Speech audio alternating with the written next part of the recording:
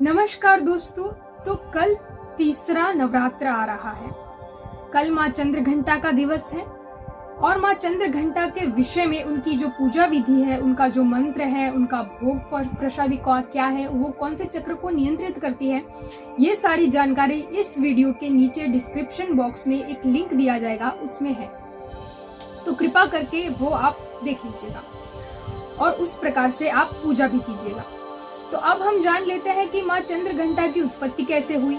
माँ चंद्रघंटा की उत्पत्ति तब हुई जब महिषासुर का जो है वो त्रास बढ़ने लगा था। जब जो देवता थे उनके जो सिंहासन थे वो छीन लिए थे महिषासुर ने, और स्वर्ग का भोग भोगने की इच्छा जब महिषासुर के अंदर हुई और महिषासुर और देवताओं को भी बहुत ज्यादा पीड़ित कर रहा था। उनका जो है वो स्वयं ही, जैसे कि सूर्यदेव को भी अपने पद से निष्कासित कर दिया था उसने, इंद्रदेव का भी पद उसने ले लिया था और इंद्रदेव जो थे उनके सिंहासन पर वो खुद विराजमान होता था और स्वर्ग का राजा बनकर बैठा था।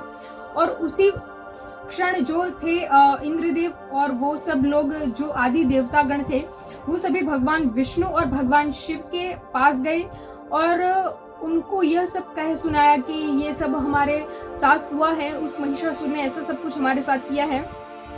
तब उन दोनों महादेवताओं ने अपने शरीर से एक तेज पुंज निकला और उसी के साथ साथ अन्य देवताओं के शरीर से भी एक प्रबल तेज पुंज निकला और वो सारे तेज पुंज जो एकत्रित हुए तब एक बहुत बड़ा पर्वत सा तेज प्रकट हुआ और वो एक नारी का स्वरूप था।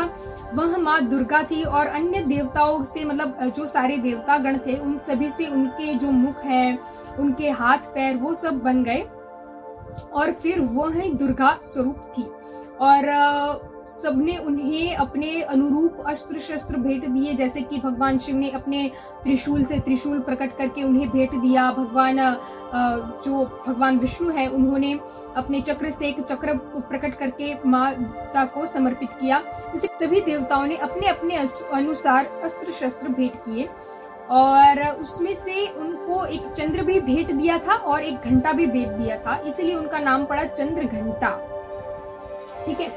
और दूसरी बात ये कि उनका जो चंद्र था ना, उसकी वो इतना तेजशाली था, इतना प्रभावशाली और इतना तेजवान था कि उससे जो है वो आकाश में इतनी रेखाएं खींच गई और उन्हें देखकर महान देवताओं की भी आंखें चौंधिया गई थी।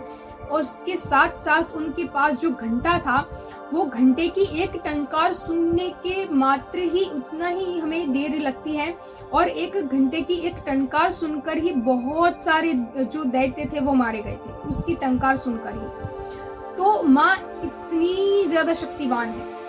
तो माँ की यह स्तुति ही एक प्रकार से है। ये कथा आप लोगों को सप्तशती में मिल जाएगी।